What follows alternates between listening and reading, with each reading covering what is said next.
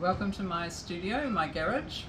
We have the equinox winds howling around outside, so it's noisy, that's what it is, and we'll probably have these winds until about November, and we just have to put up with them. And so today I have been working on the stairs because I couldn't really finish the floor and the ceiling of the first floor until I knew where the stairs were going to go. So today's been all about cutting timber for the stairs. And so I've glued these stairs together in pairs to make life easier for me, and I've decided to do them like this instead of cutting them on an angle, because I always worry about my fingers on the saw when I'm cutting things on angles. So I've done them in pairs, and now I'm going to show you where I'm going to put them. So it's a little bit tidier in here now, marginally tidier. So my stairs are going to go in here. But first of all, I had to draw a plan. It's really important to draw a plan because you have to work out how many stairs you can get on your wall till it gets to the top, to this floor here. And so I did it in 24 scale.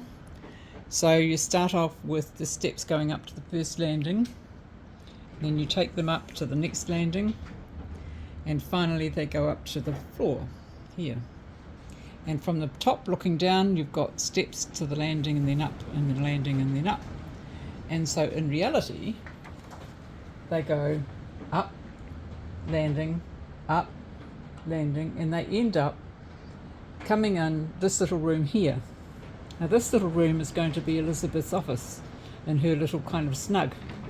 So it didn't matter that I cribbed a bit of her floor for the stairs to come up. I didn't want to take too much out of this room because I've got to fit that big bed in that room, and so I was worrying about maybe using that floor up, not having any space for my bed. So one of the things you've got to work out when you're doing stairs is the head heights and how things would look if the doll was using it. And when Henri gets up to about there, his head's going to bop onto the ceiling unless I've cut a hole there. So that's where I'd start to cut my hole for the stairwell, and that's what I mean about having to work it all out before you put the roof on. So thank you, Henri. And he hasn't got stockings yet either, by the way. I haven't put them on him. So these are all my pairs of stairs. I can get another pair up there to show you. I'll sit on a jar. They will get glued as I go up. And this stairwell will also have a framework around one end of it where the door is, because when people coming in the door, I didn't want them to look straight up the stairs. So there will be panelled wall there, and with these kind of Tudory kind of coloured panels. And then all this will be lined nicely. So quite a bit of work to do on the stairs. And then the other thing was that we were waiting for the lights, the LED flickering lights, to go in the chandelier and in the fireplaces. And they finally turned up on Monday, and so the electrician had to test them all to make sure they were all right and that their polarity was correct. Sometimes they're not. And so I'll finish with my video of Roger sorting out the lights, and tomorrow we'll be on to the chandelier. Well, we've been waiting all weekend for the flickering lights to arrive. They were being couriered, and they finally arrived this morning. So now Roger has got what's called a breadboard. They used to use breadboards once. And what he's doing is he's testing the circuits. Do you just want to explain that, Roger? Yeah, so with the breadboard, the current comes down one arm here, and then you feed it across into the circuit that you want to create, and then it goes back out and completes the circuit back to the battery on this little row here.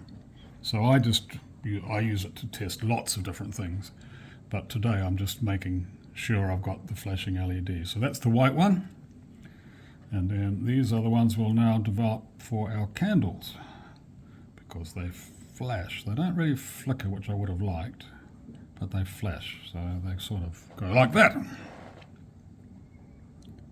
That's very good. So how many have we got to test? Quite a few. Quite a few. So I'll leave you to it.